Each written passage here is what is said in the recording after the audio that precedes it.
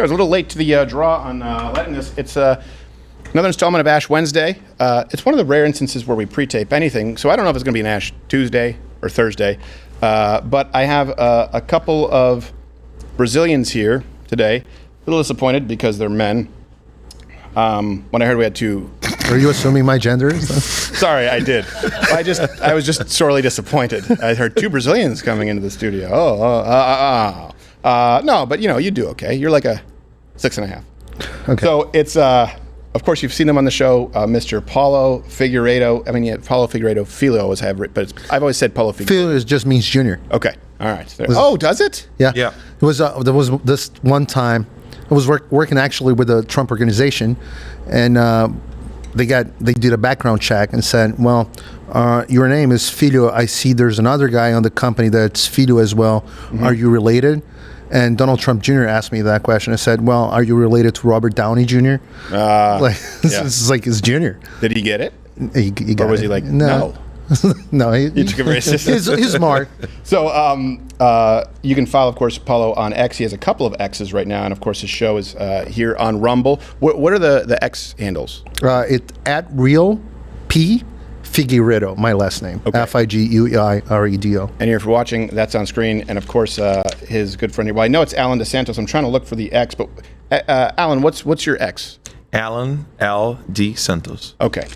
And you're here. I have to get this out. I want to make sure people know where to find you because they've seen you on the show, and a lot of Americans are fascinated because I come from, I was raised in Canada, and I always see Americans talking about Canadian politics, and they don't know what they're talking about. I don't expect them to, right? It's a different system. It's a parliamentary system. And the same thing with Brazilian politics. It intrigues me. I don't fully understand the ins and outs, but I do recognize fascism when I see it. I do recognize censorship when I see it and see a parallel in a country that, with the United States. And you've been on the show to talk about that a couple of times. But what is it if before we move on, because some Americans, they'll go, I'm not Brazilian, it doesn't affect me. Tell them, what is the most important key fact you think that Americans need to know in how it relates to Brazil and how that actually directly relates to Americans at home? I think there are two main points that you can see. The first one is how similar Brazil is to the U.S. culturally. We have the same political system. We're supposedly a democratic republic. You can argue a little bit on that, but we have we grew up watching U.S. movies. We consume the same products. Most U.S. companies are in Brazil, and they're very successful in Brazil.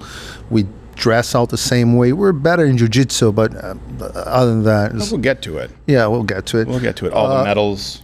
But that's we're very similar. And because of that, we work as a lab for the crazy ideas that come up in the U.S. universities. They're tested in Brazil. Mm-hmm. So we're a lab for crazy ideas, and I think a lot of the things that happens in Brazil are similar to what's happening in the United States. So you can look into Brazil and see a little bit of what's the outcome of these crazy ideas that some people are defending in the U.S. Right.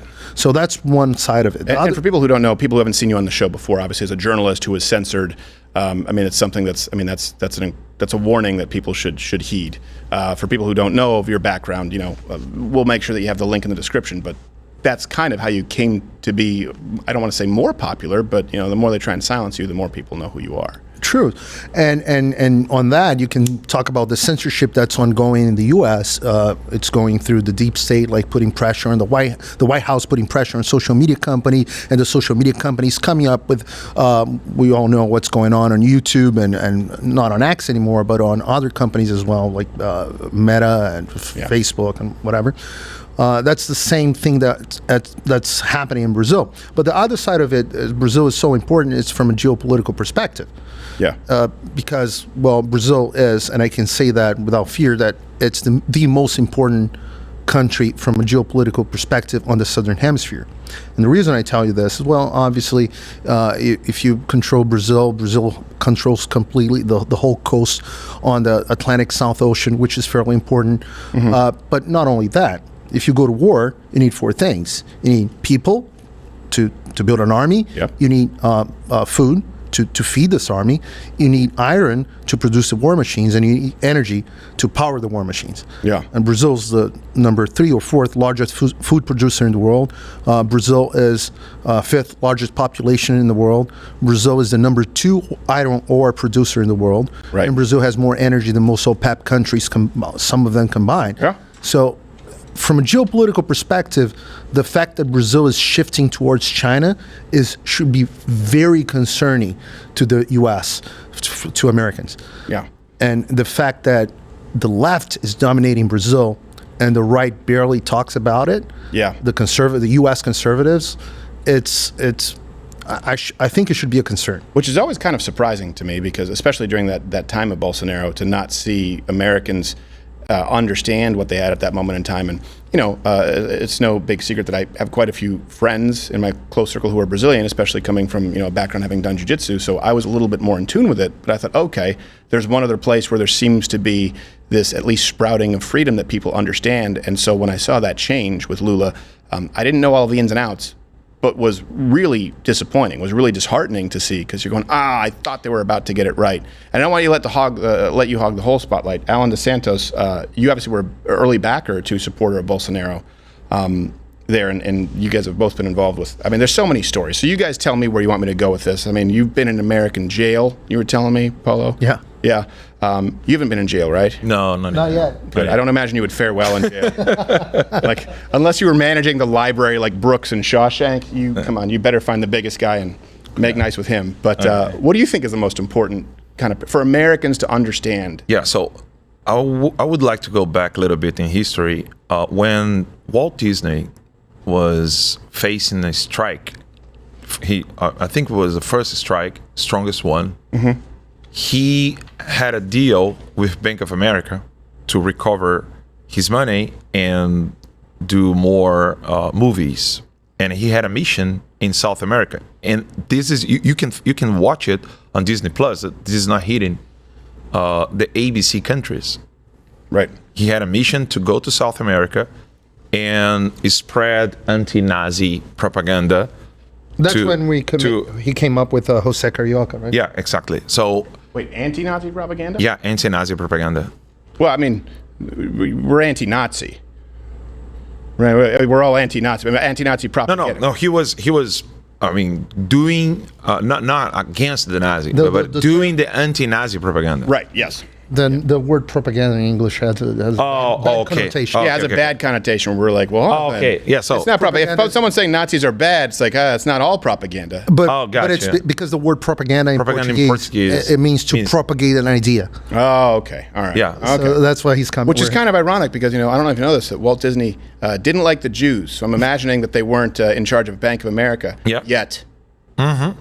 Okay, but anyway. So he went to South America to do this job in the name of the United States with Argentina, Chile, and Brazil. So Brazil was very important back then, because they knew that if you conquer Brazil, why are you fighting against Cuba? What Cuba means in comparison with Brazil?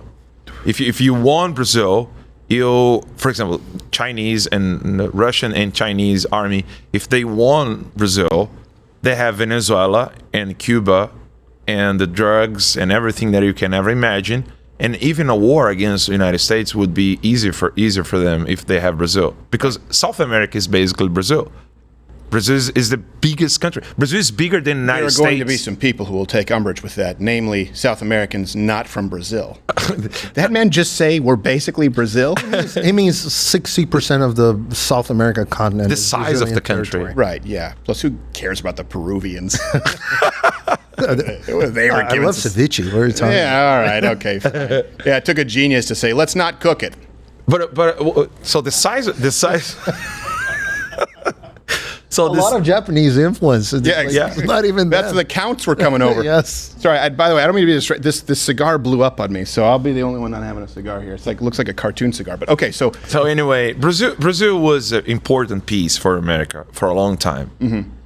after. Oh yeah, you know what? I will. You only smoke cigarettes. Yeah, so I don't. Yeah, I smoke cigarettes. It's okay. You'll die young, but you know. He'll die free. Yes, yes, he will. Yeah. That's a good point. And let us see who is that first. I would bet on death. But anyway, so this is the point. When America was starting being conquered by all the leftists,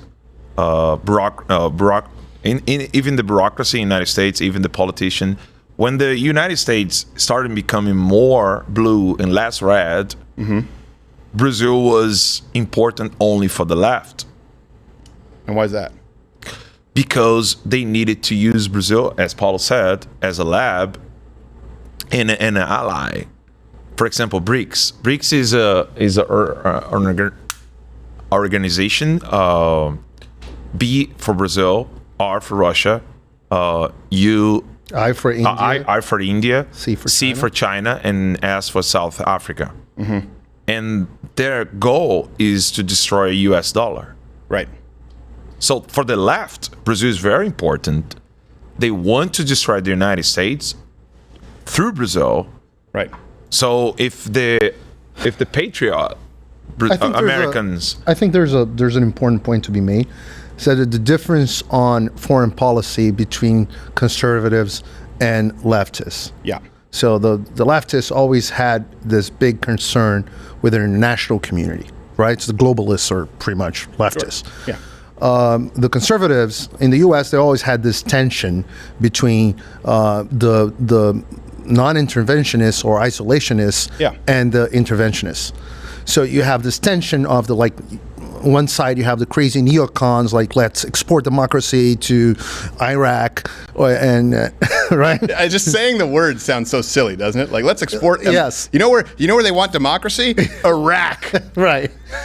And on the other side you have people say America first, but some people I'm all for America first. Sure.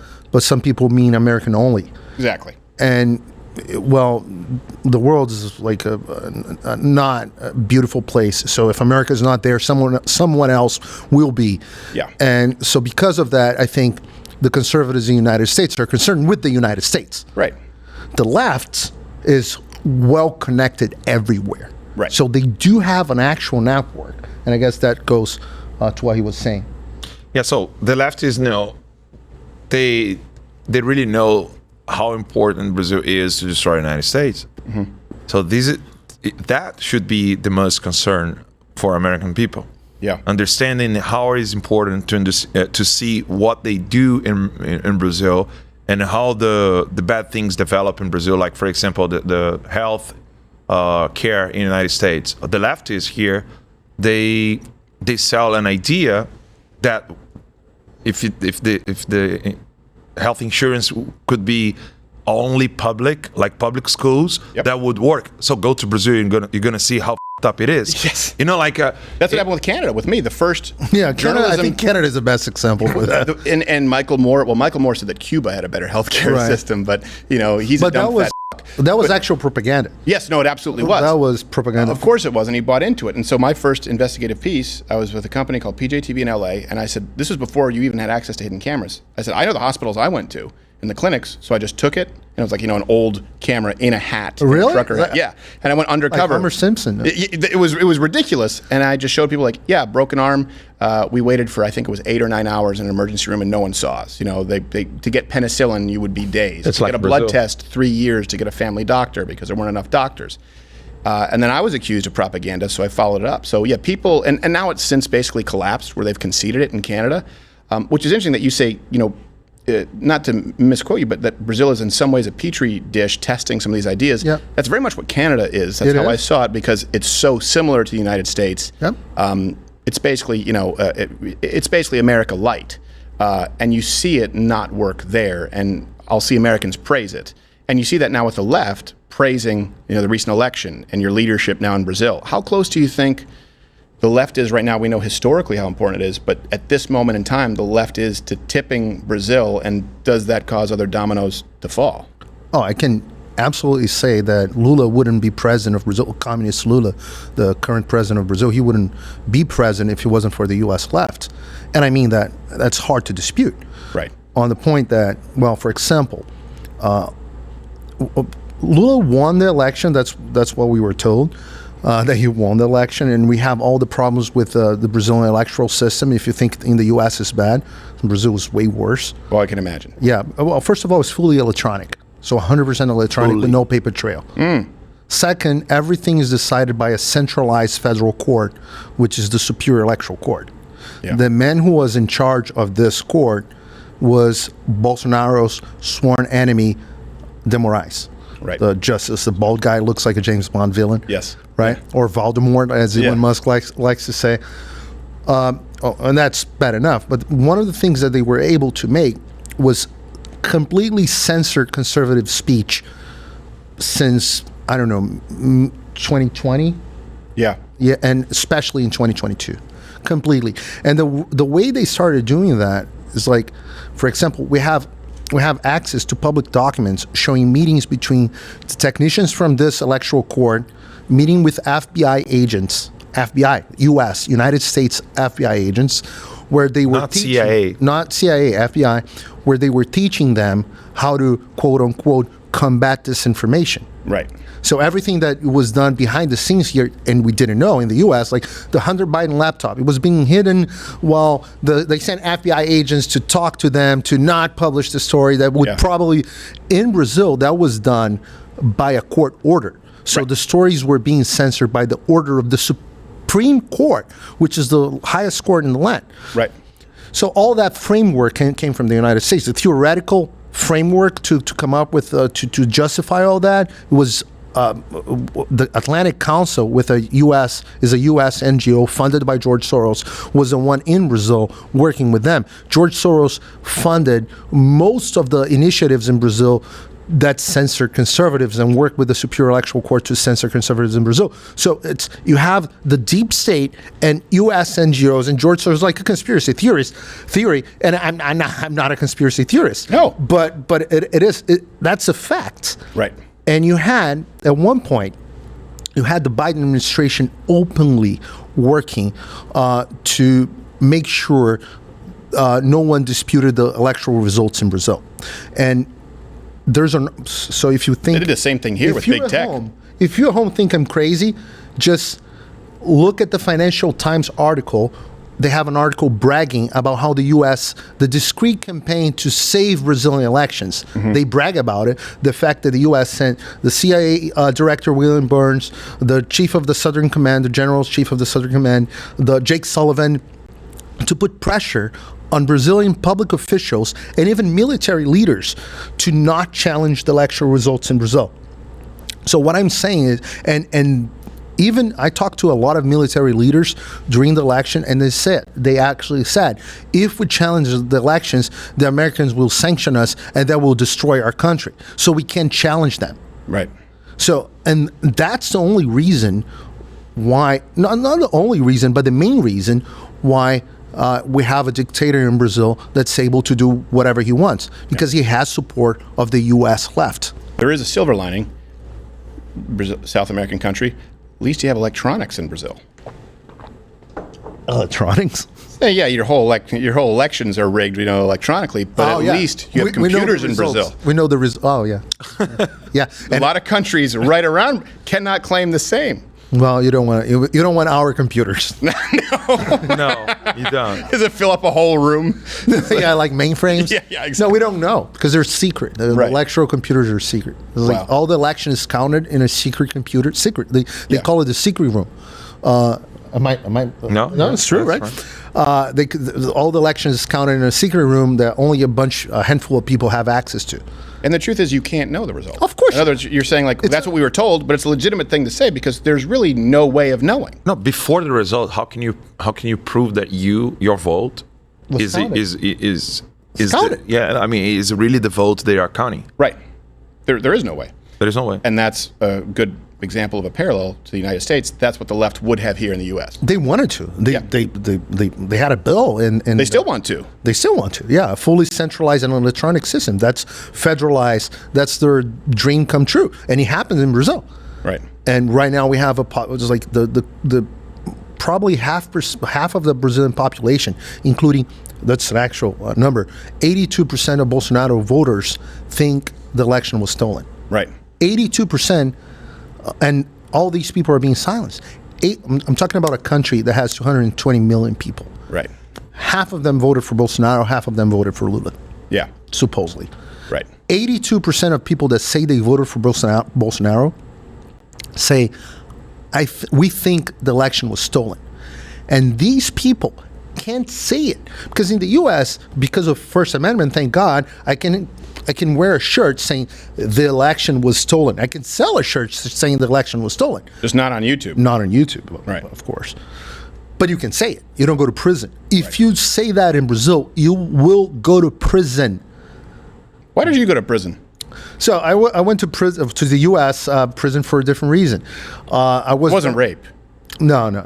And you weren't raped. I was not. Okay. Not that I know. As far as What I happens know, in I prison? drank a lot when I was young. So as far as I I, used to know, drink a lot, so maybe I was. No, it was a complete different issue. I was on real estate in Brazil. Right. And I partnered up with the Trump organization to develop a hotel in Rio. Mm-hmm. And it was a Trump Hotel Rio. And that was we started a partnership in 2012. In 2016, the 2 days after Donald Trump won the election in the U.S., the Brazilian Department of Justice opened an investigation against all assets that Donald Trump was related to in Brazil. Ugh. It's like 2 days after. Yeah. And because of that, I was the CEO of one of the companies, and they arrested me, and they openly said, "Oh, we don't care about you. Although it's good that you come from a known family name, so we bring attention to the case. Right. You don't need to go through this. Give us anything on Donald Trump, and we'll let you go free." Right. But I was living here in the U.S. already. So I said, yeah, screw you. I don't have anything against Donald Trump. It's like, they didn't do anything wrong. Right. And so they issued the arrest warrant. I got to spend 9 months or eight and a half months on the Interpol Red Notice list. When they did that, I was in the U.S. waiting for my green card, and I was under a journalist visa still. They canceled my U.S. visa. And the ICE said, "Well, now you're here in this country illegally." Man, who cares though? They allow terrorists to be here illegally. That was in the Trump administration. Oh, so they still used to rule of law and whatever. Yeah. So they said, "Well, so the ICE rang the doorbell of my house, and they took me. They arrested me, and I spent 17 days in Chrome in Miami." So yeah. So How was that? That was probably one of the best things that happened in my life. I really enjoy being raped. No, it's like Breaking Bad. right. Some people do. I mean, Yeah, look, this is like- I wouldn't say this is a judgment-free zone, but you have my Come on, curiosity.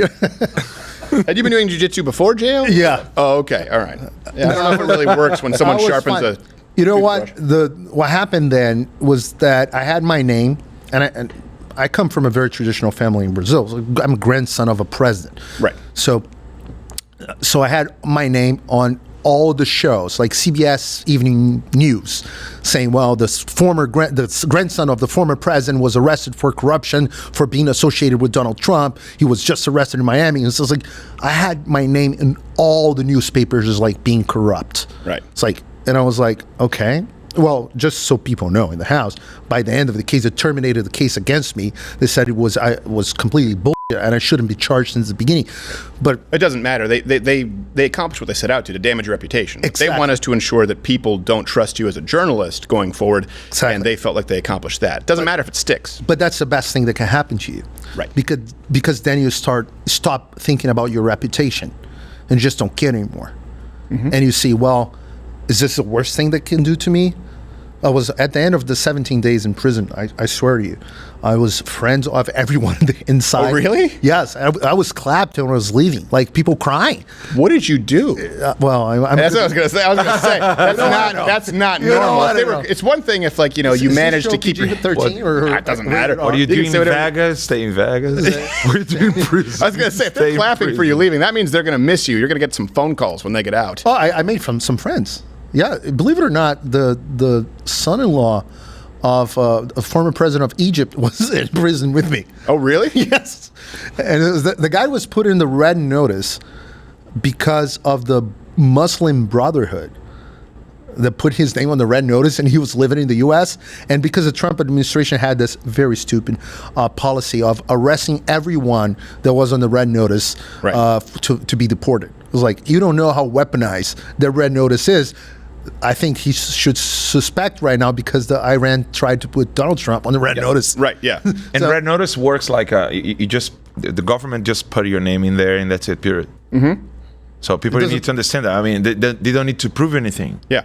Meanwhile, they vet and approve of actual ISIS terrorists who are coming here through their CPP system in the United States. That was the craziest thing when you looked at these terrorists who were caught in the United States, illegal immigrants. They were already vetted and approved. So it's not like it's a thorough process, or they can't claim it's a thorough process, and they can't claim that it was an honest mistake, because it just seems to be based on the political points of view of the people who end up there. Like, you can't accidentally, some ISIS terrorists got through like 8, and accidentally this guy goes in. Well, at a certain point, it all adds up. It does. But it was, he changed me completely as a person, and I do believe God makes that like as part of his plans. And to me, it was the best thing that ever happened to me, because I when I was able to get out of course, 17 days awful. I have 2 small kids, and they were babies back then. Yeah. And but when I left, I felt like, okay, so now there's nothing they can do against me, and they went after me several times trying to destroy my reputation. I was like, I've been canceled before. There's nothing. You have nothing on me. You know the scene from Batman: The Dark Knight, where Batman holds the Joker and he starts smashing the Joker, and the Joker laughs and said, all your power, you have nothing against me. Right, yeah. You have nothing against me. What leverage do they have? What leverage? Exactly. Yeah. So now because that's all they have. Yeah. They go after you, they get your money. It's like, I don't care about none of this anymore. Right. Well, what about Allan? You haven't done hard time, right? In jail? No, not in jail. No. But he's on the Interpol red notice. You are on the Interpol. Well, you're canceled from almost. So you and I share. You're banned from PayPal. Yeah, PayPal, right? YouTube. What about Shopify? Well, I don't know if you ever Shopify. OnlyFans. Oh, that's right. OnlyFans? That requires Elon Musk laughed a lot. Explaining, but good for you. Yeah. So what happened was, first I was banned from YouTube, and the reason was ridiculous. I posted a video from C-SPAN, Trump explaining that he wants everything peaceful. Mm-hmm. And remember the first time he showed up? Peacefully and patriotically. Yes. Yeah. It was on after January 6th. And that was a C-SPAN video, okay? Right. And the YouTube tagged that video a promotion of a criminal organization. Just let this sink in for a second. YouTube banned a journalist in Brazil speaking Portuguese because he published the video of Donald Trump after January 6th in Brazil. YouTube a video that was from C-SPAN. C-SPAN video. Yep. A state company of the United States. Yep. We had that happen with us too. And by the way, Brazil, why would they care about it? About a U.S. election. Is it about how comes that? Oh, it's to guarantee public safety. We don't want the video, like in Brazil. In the video about Canel in Cuba, asking to beat the riots. Yeah. In Cuba, was on air. Right. Yeah. So it's totally political. So that was the first time we lost our YouTube channel. I won Google in Brazilian court, so my channel got back only in Brazil. Let me guess, not monetized. Not monetized. Yeah. And I won a case against Google in Brazil, so my channel got back only in Brazil, not outside of Brazil. And then I decided to cover the U.S. election. But before I decided that, I just came in Brazil. I was just coming back from CPAC. 2020, and de Moraes sees my house. My wife was pregnant. Raided his house. Yes, raided and see. Right? At least at your house, they rang the doorbell. No, ICE. Yeah, ICE, different. But I'm just Yeah, but not mine. No, not yours. No, the Brazilian federal police actually raided his house with rifles and at gunpoint with his wife pregnant. My wife was pregnant, 9 months pregnant. And the second raid, Pedro, who was the womb of my wife, he was just born. I mean, I had 2 raids in between 2 months. And were both of these raids predicated on that C-SPAN video? No. This is about fake news inquiry in the Supreme Court in Brazil. And after that happened, I was talking to people in Brazil. People are not going to understand that. It's crazy. It's very hard to unpack. No, it's crazy because but let me, in a nutshell, Bolsonaro was president back then. Bolsonaro was president, yeah. Right. But in a nutshell, the Brazilian Supreme Court, Moraes is the chief, the rapporteur of this investigation. It's a court that opened an investigation against fake news in the country. So because of that investigation, that's the one that Elon Musk is now being investigated in Brazil. Right. Because he's in the same inquiry. In the same inquiry, same probe. They opened this probe, it's the Supreme Court. So when he says, well, the Supreme Court raided, the federal police raided my house, they raided his house on orders of de Moraes on the Supreme Court. Right. So it's like, I don't know, Alito decided to start raiding someone else's house to investigate fake news, and there's nothing in the Brazilian law about fake news because without trial, without indictment, nothing. Right. I never have been indicted or in a trial about fake news or something like that. Right. So they raided my house twice. I saw that Brazil was going down in the hill, in direction to the hell, and I say, okay, now I'm more decided to cover the U.S. election, and I was thinking about improve my company and to grow my company for the U.S. audience, 1.3 million followers. My channel used to be back then, right? And when I started to do these things here in the United States, they decided to order my arrest. It's extradition, I'd say. Extradite you. Extradite, yeah. So arrest, which the U.S. government denied. U.S. denied that. Well, that's nice. Yeah, it is. Take the small wins. Department of Justice. Yeah. We had an idiot mayor from Detroit who may or may not have killed hookers in the mayoral mansion with his wife, and then he landed in Texas, and he was surprised that he was arrested.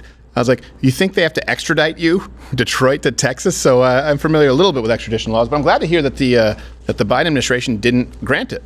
It's actually interesting. They sent, because Brazil made a big case out of it, there was a Russian asset. Lula da Silva said to his partners and government people, the news says we have got some source from the government saying Lula da Silva wants to exchange Allan Dos Santos with the Russian agent that the United States want. It's such a bad trade. It's like Brittany Griner for the Merchant of Death. Like, what the? I don't care what your politics. That's not a good trade. A shitty basketball player. It shows how much they wanted Allan. Yeah. They hate me a lot. Yeah. So then. They hate me a lot. Yeah. Basically tried to end your life, but these are the waters we swim in, right? Sometimes it sounds outlandish or unbelievable to people. It's not to you because you've been through it. It's not to you because you've been through it. But there are people out there who are just like, oh, okay, this is drama. No, this happens. People are silenced. People lose their livelihoods. Wars were fought over significantly less. We are that frog in a boiling pot. You have no idea how fast things collapse. But I stood up and I fought back. For example, when the day they raided my house, I went to in front of the Supreme Court building and I put my middle finger on it and I took a picture. Good for you. And when de Moraes ordered my arrest, I went to the Disney in front of the Mickey Mouse and Minnie and all that stuff, and I say, "You want to know where I am at? You can ask Mickey, Minnie." You can ask. It comes full I circle. wonder back to why this. they hate him so much. Now you know why they hate me. I appreciate it. Well, also, We need to, because once you comply with fear, they go forward. right. And they go after your friends and after your family and so forth.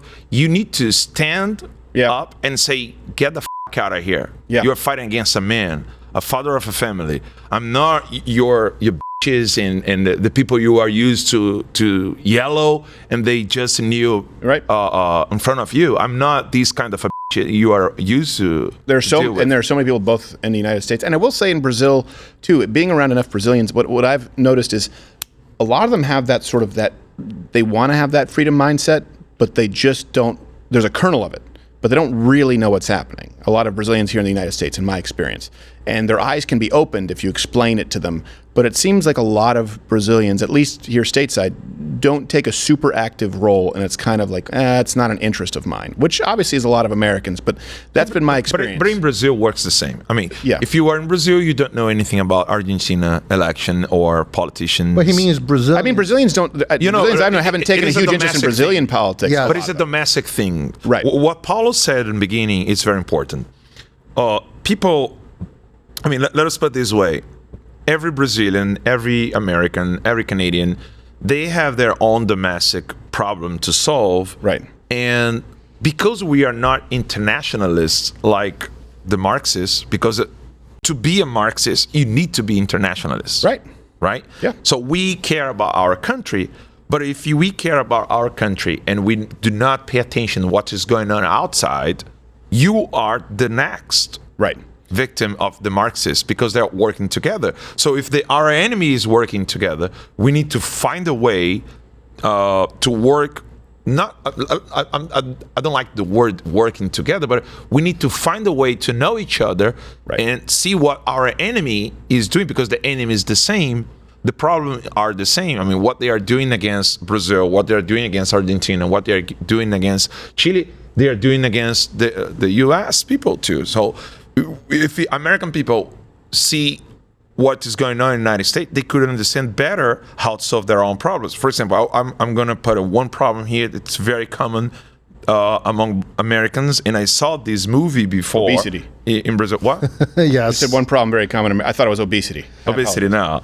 So, for example, communists, they basically do not create problems.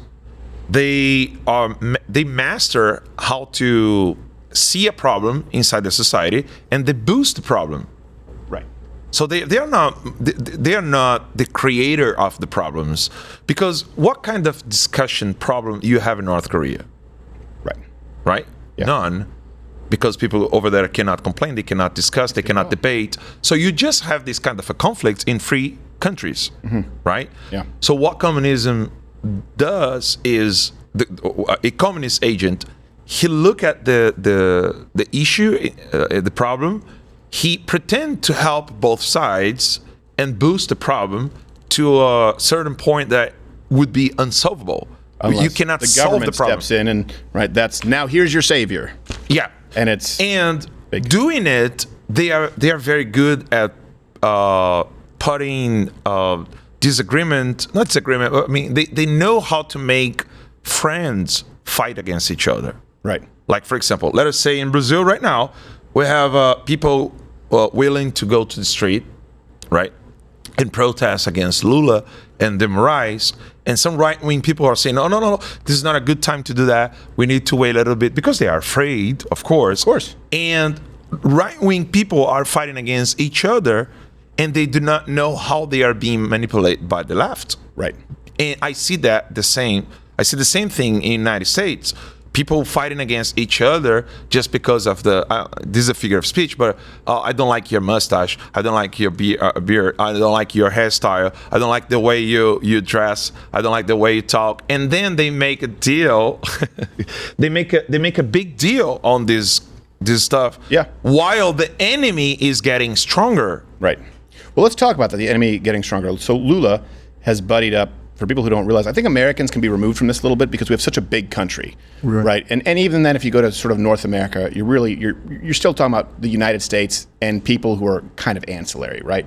Where you are surrounded by a bunch of other countries where you either have to have alliances, or in some cases in South America, right? You have enemies. With Lula, he's buddied up with, people may not realize this, Brazil, most important country in South America, a lot of other dictators, right? That's something that people may not necessarily realize. So is it Venezuela? There's Cuba, talk definitely. about invading Guyana. Is that Guyana, yeah. Yep. And is that because of oil reserves, effectively? Yes. So what would happen, for example, that's Maduro, for people who don't remember, by the way. Would Lula be a supporter of Maduro, for example, in that kind of a conflict? Because that's the kind of a conflict that Americans would be removed from. At least covertly. Okay. I would say now, and that's how crazy it is, and that connects to what I was saying in the beginning. I think if World War III happened now, Brazil wouldn't be on the side of the United States. At all. I don't want to say it would necessarily openly support the other side with China and whoever, but it wouldn't be on the U.S. side. It would maybe be neutral and helping China behind the scenes, but definitely wouldn't be Well, if World War III broke out with Biden as president, I think he'd be on China's side. Yeah. So, Yeah. At least half of the Democrats would be on China's side. yeah. No, I've said that about America too, where for the first time, at least in my lifetime, we're a flawed country, but in many ways, we could find ourselves on the wrong side of history. I mean, we find ourselves on the wrong side of history in mutilating and transitioning children. We find ourselves on the wrong side of history of kneecapping people who are protecting their own citizens who've been kidnapped and raped. When you're talking about it, we're on the wrong side of history when you look at propping up corrupt governments. And I'm not saying that Russia in any way is noble, but I'm saying if you look at the history of Ukraine, what we've done in the United States. But they use that. Right. They use it. They use it, and they say, look how crazy these guys became. We're the good guys. Right. We're the good guys. We're not mutilating our children. We know the difference between men and women. We don't allow drug addicts having supervised heroin taken like they do in New York. Right. So the world used to be like that. You used to be able to look at America and see, well, is that the model I want to follow? Or look at the Soviet Union and see, well, is that the model I'm going to follow? Sure. And the U.S. used to be the free world, so everybody look up to America. Right. Now, if you're in Brazil and you look up to America, you look at, is that the model I want to follow? No, Right. maybe no. Maybe I want to follow the Russian or the Chinese model.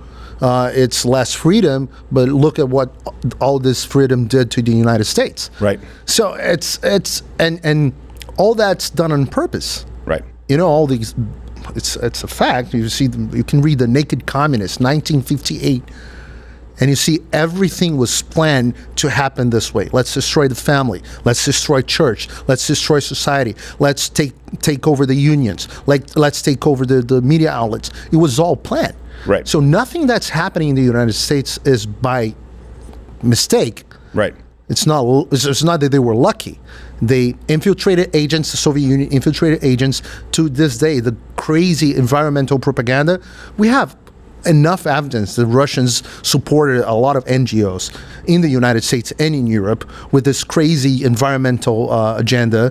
Mm-hmm. And the Chinese did it well. How many U.S. university woke programs are funded by China, directly or indirectly? Right. So, and do you know who the biggest funder, the biggest foreign entity, the biggest foreign funder of American Education Institute, do you know who it is? It's Qatar. Qatar, it's not even close. Wow. Yeah, they have. You want to say that they share our values? That's the problem with the whole hold hands, we are the world. I talk about this all the time. It sounds nice, but we are not the world.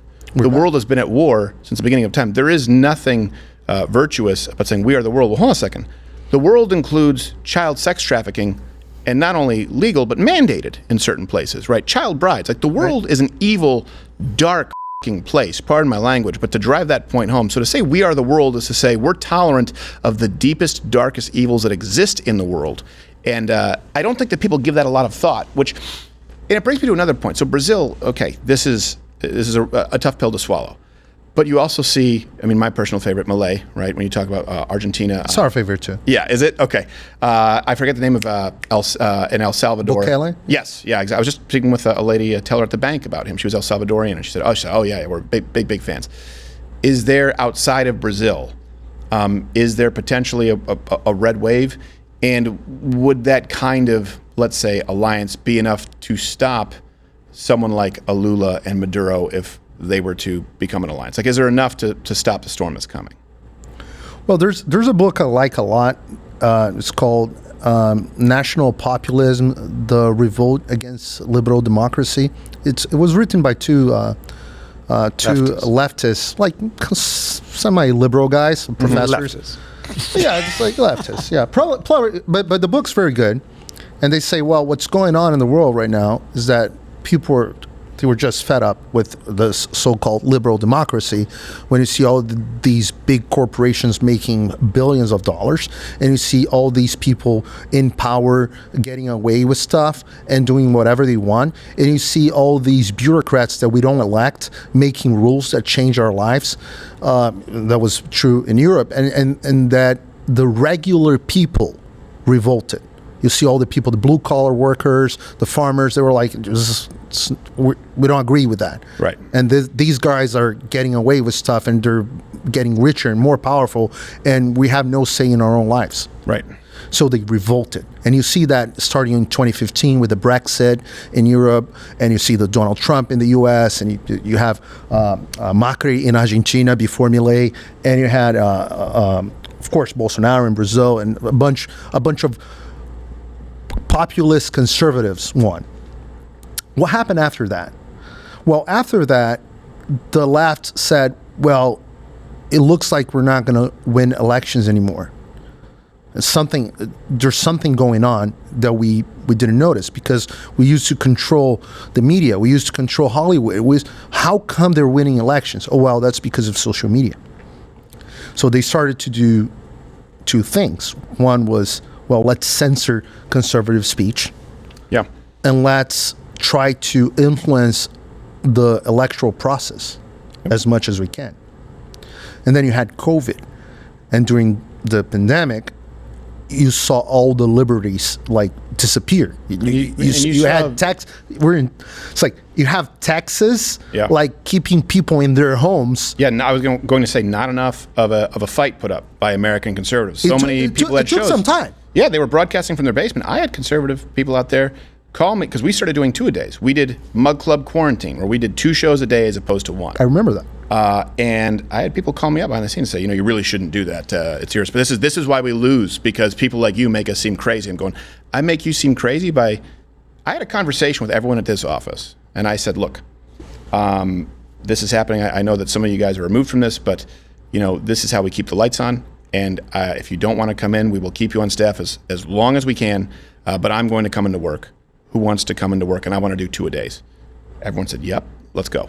So for me to get those calls and for me to get those texts from other conservatives, either broadcasting from their basement or producing from staying at home, that changed me. It fundamentally changed me, because that is that's something that I kind of can't take. I expect the left, I was a Scorpion when you met me, but I thought we were all on the same team, and we weren't. That really only happens because you still have half the country who really should, or they do at least believe what we believe, but not the people who carry their mantle. There shouldn't be a lockdown in Texas. I mean, we were in Florida, so it was a little bit better. But even in Florida, we had like a little less than 2 months of lockdown. Right. So what happened on that is that, well, a lot of small business never recovered. Never. A lot of people lost their job. You had a lot of family problems with drugs, with alcohol, psychiatric problems as well. Sure. Kids that never got the proper development, and they will never recover from these years. You don't get those formative years back. Exactly. So you had and people, instead of getting less revolted with the, let's call it, establishment, they got more revolted. Right. And now, if you look at what happened in the elections in Europe, it's mind-blowing. Right. Because Europe is the place of leftism. Right. It's like everyone in Europe is secular, leftist. They control everything. And even controlling everything, they managed to lose the European election for the parliament. And you're seeing more and more conservative right-wing parties winning in Europe. Of course, you had Orban in Hungary, but you had Meloni in Italy. Yeah. You had the Chega in Portugal. You had the Vox in Spain, and it's just like the conservatives were gaining space there. And if you look right now, you have in Argentina Milei, which became a rock star. Bukele winning with like 90-something% of the ballots. Right. And if you look at all the polls, Bolsonaro, even he can run legally. He can't run for president anymore. Yeah, of course but not. he's still because they know he'd win. Exactly. He's winning all the polls. Just look at this. I keep And in saying the this. US, If Donald, If Bolsonaro goes to the street and if he calls people to go to the street, that's going to be massive. Last time he did it, we had 1 million people right, on the streets of São Paulo. That was like a couple of months ago. Their argument is because the leftists want to destroy sovereignty in every country. The globalist left, they want to destroy the sovereignty in every country. They want to. They have this revolutionary idea that they know better what people want. right. So they have this kind of idea that people are so dumb and so childish, they cannot decide what is good for them anymore. So they want to destroy the sovereignty and make they keep the name country, but it's not a country anymore. It's not a nation, and so the change that have been made in their perspective, and I'm saying that because we need to discuss about it to American people. They need to understand that they don't care what people think anymore. Right. They don't care if you see the grass is green. They don't care about it because they want to build another world. Yes. The new world order. They really want it. Of course they do. They want a different world, different laws, and different everything. And the leaders, the political leaders nowadays that are obeying the globalists, they are saying if the Congress decides something and the UN decide another thing, we need to apply what the UN decided, not what the Congress decided for their own people. We need to pay attention on it because there is no other country in the world that has let us say a medicine or remedy for that unless United States. Right. And this is because of the United States Constitution. Paulo used a figure of speech that I love. The virus is the same. The virus that they apply in Brazil, United States, in every country, the virus is the same, and the time they have been applied this virus is the same too. But the problem for the leftists, the United States immune system is way stronger than any other country. Right. Why? Because the United States Constitution was never repeated. Not even French Revolution. If people think, French Revolution started after the United States and then it's a good republic. It's not at all. No. Those are people who haven't really studied the French Revolution and its results, right? They've seen Les Miserables and they go, right, you have no idea what it actually is. Paul was saying democracy could be, what did you say? Democracy would be gone or dead? Yeah, it could be over. Well, me, we had a good run, but yeah, for me, I hate the word democracy because words can be used in different sense, different meanings. And the United States doesn't have the democracy word in the Constitution for a reason. Right. And republic is the word. And republic is not the opposite of monarchy, by the way. I mean, if you go back to the scholasticism text or even the modern time, and I mean, I'm talking about 18th century or 17th century, the word republic was used for the common good. And the United States is the only one country in the world that people put a finger in the face of government. You can't do this, you can't do that. Right. And we do not have that kind of constitution in other countries. So in order to reproduce the revolution the communists or the liberals are doing in the whole world, the United States is the only one place that can fight back. So what Paulo said, and people here in the United States need to understand that if this country, the only one country that has the medicine, the tool, the way to fight back, if this country falls, there is no other place. Right. So, and then we need to go to Elon Musk and say how to go to Mars. Let me ask you before we go on, because we will go to Mug Club too. But give me some examples of the American left in Brazil, because you touched on that, and I do have just a handful of notes here. But like the Sao Paulo reform, and for example, like the road to socialism, where these sort of experiments, specifically the United States, the American left, sticking their oar in Brazil. Yeah. So São Paulo's Forum was created back in 1990 by Fidel Castro and Lula da Silva. They created this forum to make the socialists It's a meeting. It's a meeting in South America to make the communists not depending that much from Russia anymore. Right. So Castro and Lula, they had this kind of dream that we can do what Russia is giving up to with the perestroika and all the stuff.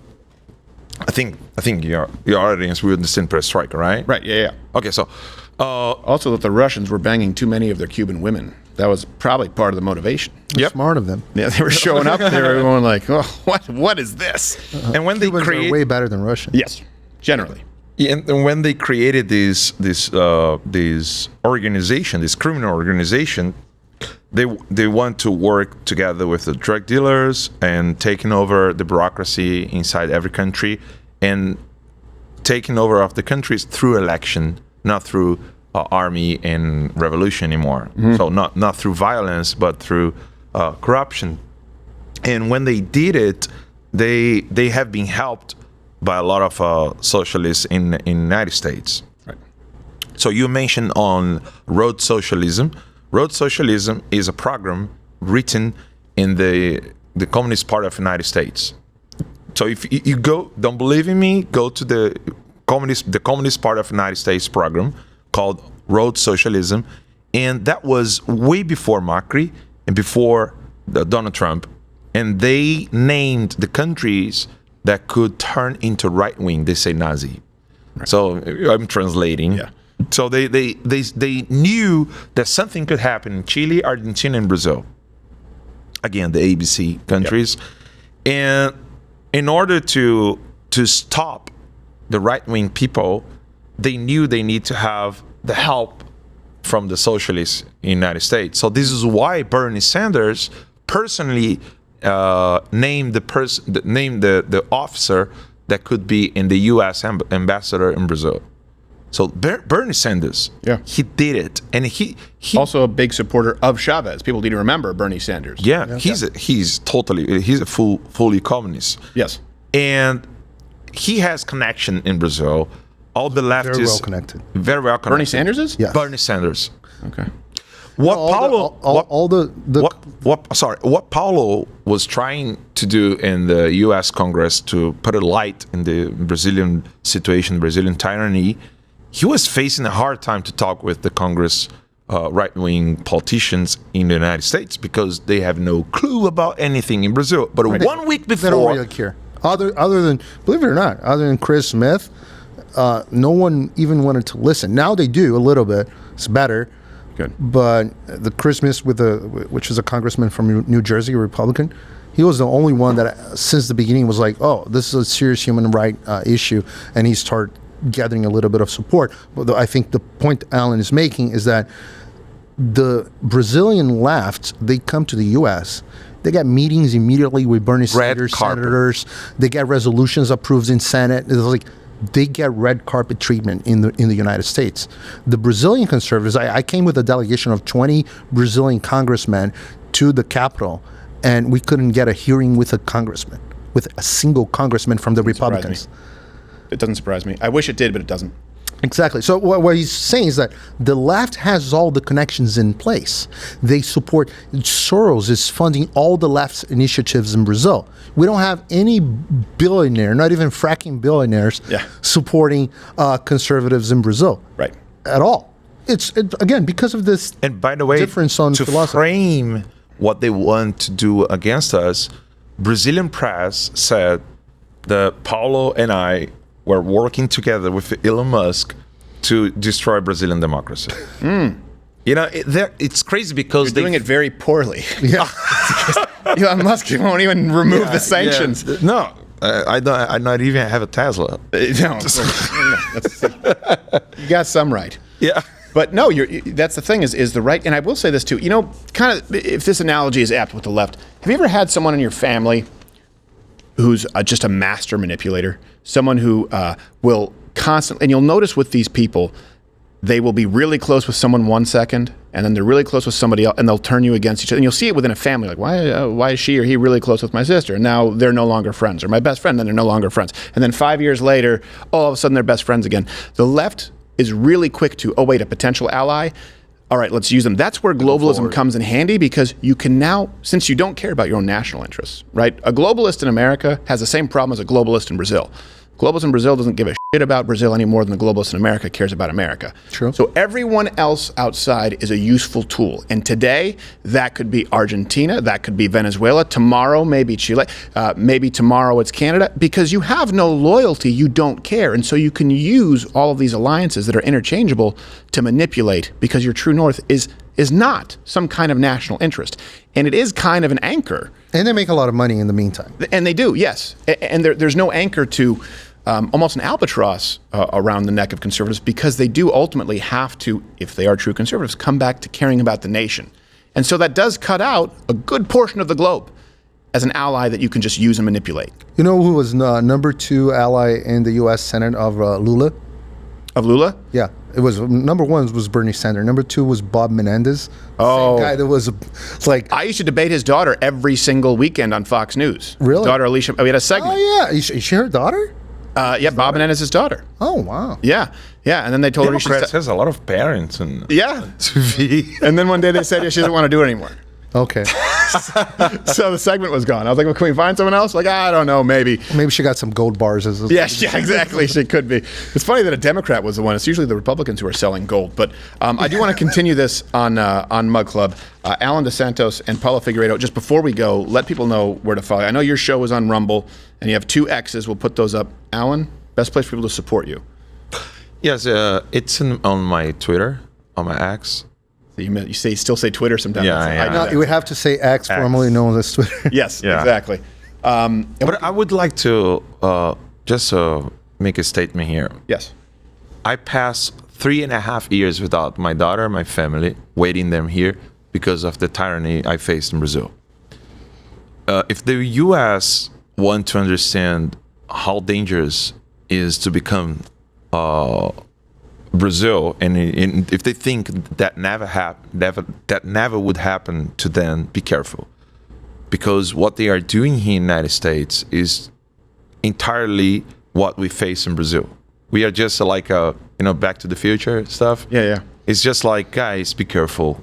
What happened in our country, it is happening here, and we see every single move is the same. Mm-hmm. Every single move. So be careful. Brazil is a cautionary tale. Yes. The U.S. left is as crazy as the Brazilian left. The only difference is that the immune system in the U.S. is stronger than in Brazil. Yep. No, you're absolutely right. And coming from Canada, I've lived that far too closely, where I tell people a different way of saying that. I say, look, don't look to what the left does in this country. Look to what they would do if left completely unfettered. You see Canada. You see places where there were actual quarantine camps. You see Brazil. Don't look to what the left can accomplish with the immune system we have. Look to what the left can accomplish in this country if they successfully do away with the immune system. And we already have sexual mutilation of 6-year-old boys and girls. And we already have funding of foreign wars. And we already have elections that at the very least are not transparent. We already have that right now, and they do not have the unfettered power that they want. So it is... and it's changing fast. Yeah. It's more fragile than people realize. Way more fragile. If they took the I've been in Supreme this country Court- for 10 years. They take the Supreme Court, it's gone. It's gone. The Supreme Court is it's really, really important. Yeah. And or I've if they been in win the this next election, and if they were to win it, steal Yes. it, and then pack the court and add seats, it's the same. Exactly. Net result is the same. It's the same. It's absolutely terrifying. Well, I want to continue this on Mug Club, and it's not just a cautionary tale, right? It could end up going the right way of history with Brazil and the United States. Right now, it's a little bit tough, but Malay's fun. He looks like a Dickens character. I'm an optimist. Yes. I'm an optimist. I think Donald Trump will be elected, and I think the world will, for the first time, fight back the establishment a little bit. Yeah. I hope so. Yeah. I hope so. I know that he would if the Constitution was still worth the paper that it's printed on today. Donald Trump wins. We all know that, and the left knows that. It's kind of like, you know, and we'll talk about this fighting and jiu-jitsu, and we'll get there because you're wrong. But you don't just look to what the fighters... right here, right now, before my club, with everyone watching, we have twice my size, and I'll still beat you. Click right there on Rumble to continue watching on Mug Club. YouTube, piss off.